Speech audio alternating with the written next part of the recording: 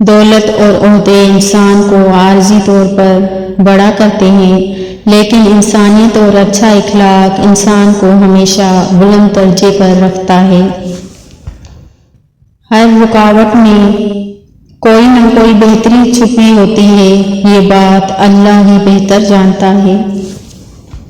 اے اللہ پاک، اس دن کی ذلت سے بچانا جب تو پکارے اے مجرموں آج الگ ہو جاؤ۔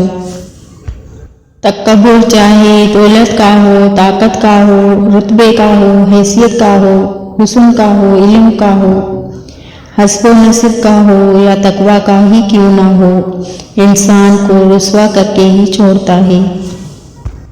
قبر کی تنہائی سے پہلے قدرت ہمیں کئی بار تنہا کرتی ہے تاکہ ہم خالق حقیقی کے حقیقی تعلق کو سمجھ سکیں۔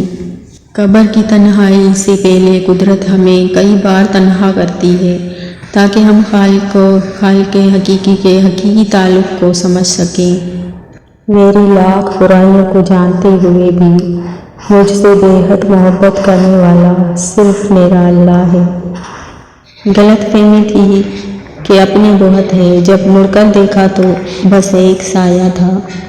حضرت علی رض، بے فکر ہو جاؤ، اللہ پاک مخلص دلوں کے ساتھ کبھی ناانصافی نہیں کرتا۔ تم وہ مانگتے ہو جو تمہیں اچھا لگتا ہے، اللہ وہ دیتا ہے جو تمہارے لیے اچھا ہوتا ہے۔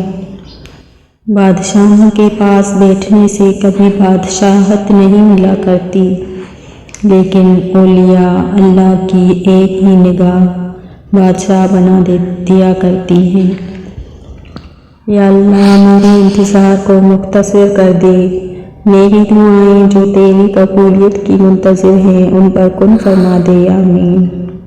قرآن پاک بار بار کہتا ہے نا امید نہ ہو، کمزور نہ پڑو، غمگین نہ ہو، بے شک اللہ تعالیٰ ہر چیز پر قادر ہے۔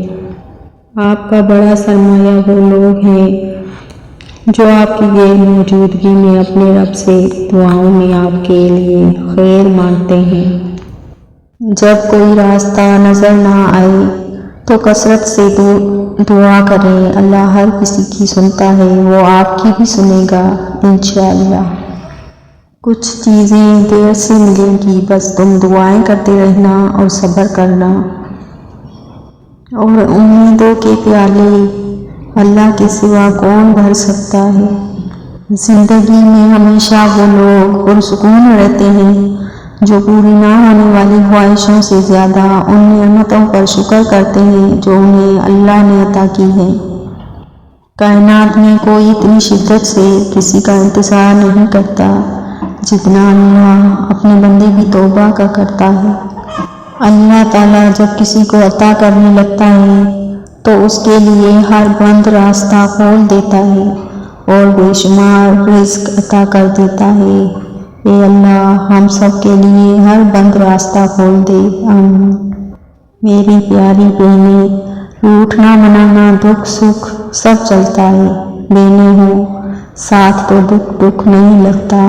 یا اللہ میرا اور میری بہنوں کا ساتھ ہمیشہ سلامت رکھنا، آمین۔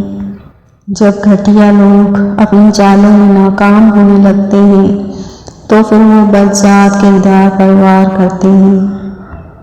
عاجزی پتے کی طرح ہوتی ہے، کبھی نہیں ڈوبتی، تکبر پہاڑ جتنا بھی ہو ڈوب جاتا ہے۔ ہر وقت اپنے تن اور من کو صاف رکھو، کیا خبر کس وقت اللہ سے ملاقات ہو جائے۔ حضور صلی اللہ علیہ وسلم نے فرمایا، میری بیٹی میرے جگر کا ٹکڑا ہے، کسی سے اپنا موازنہ مت کیجیے، کم پہن لیجیے، سستا پہن لیجیے، سادہ کھائیں لیکن حلال کھائیں، کم میں نہیں حرام میں شرم کیجیے۔